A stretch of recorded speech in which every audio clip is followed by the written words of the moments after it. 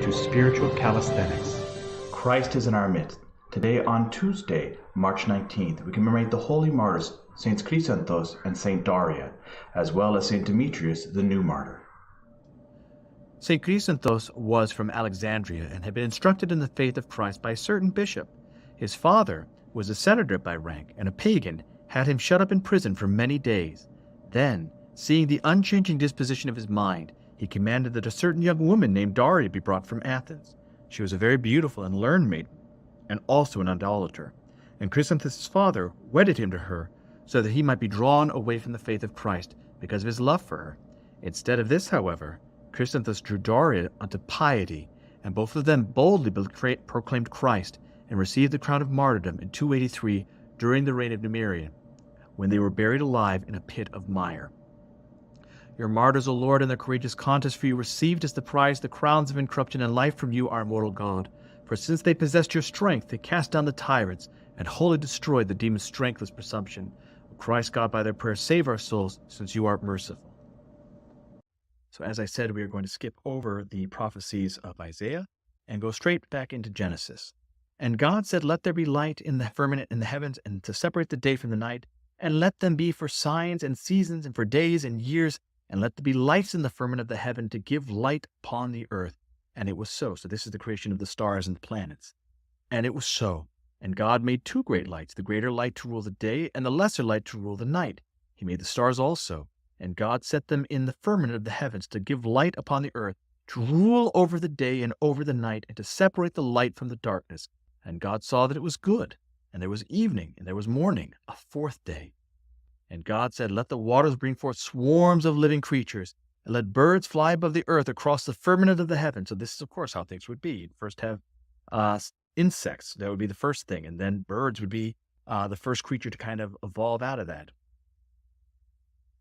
So God created the great sea monsters and every living creature that moves with which the water swarms, according to their kind, and every winged bird according to its kind. And God saw that it was good. And God blessed them, saying, be fruitful and multiply, and fill the waters in the seas, and let birds multiply in the earth. And there was evening, and there was morning, a fifth day. And so we are continuing along the story of creation. And as I said, whether you believe in creationism or not, you can't deny that it is very, very similar to our understanding of the science of how life comes to be on planets and how evolution might have occurred to engender life on our planet. Continuing with Proverbs. Wisdom cries aloud in the streets. In the market she raises her voice. On the top of the wall she cries out. At the entrance of the city gates she speaks. How long, O simple ones, will you love being simple? How long will scoffers delight in their scoffing, and fools hate knowledge? Give heed to my reproof. Behold, I will pour out my thoughts to you. I will make my words known to you. Because I've called, and you refuse to listen, have stretched out my hands, and no one has heeded, and you have ignored all my counsel, and would have none of my reproof. I will also laugh at your calamity. I will mock when panic strikes you.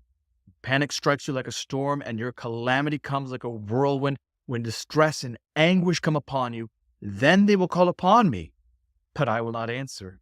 They will seek me diligently, but will not find me. This, of course, is quasi-reference to us when we don't listen to God, we don't listen to the church, and then when calamity hits us, whether it's sickness, whether it's something missing, whether we're in danger, whether we're hurt, and then suddenly we're crying to God. We have no relationship with God. We have no relationship with His church. Would you, out of nowhere, decide that you're going to answer the call of somebody that has been blatantly ignoring you? Because they hated knowledge and did not choose the fear of the Lord, would have none of my counsel, and despised all my reproofs. Therefore they shall eat the fruit of their way, and be sated with their own devices. You've heard the expression, you've made your bed, now you got to sleep in it.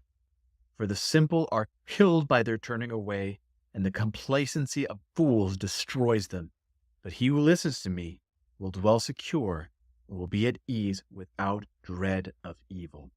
So in other words, when we trust in God, when we put our hope in Him, we don't have to have that anxiety. We can walk on the waters. I hope that you've enjoyed today's Spiritual Calisthenics. Have a blessed and wonderful day.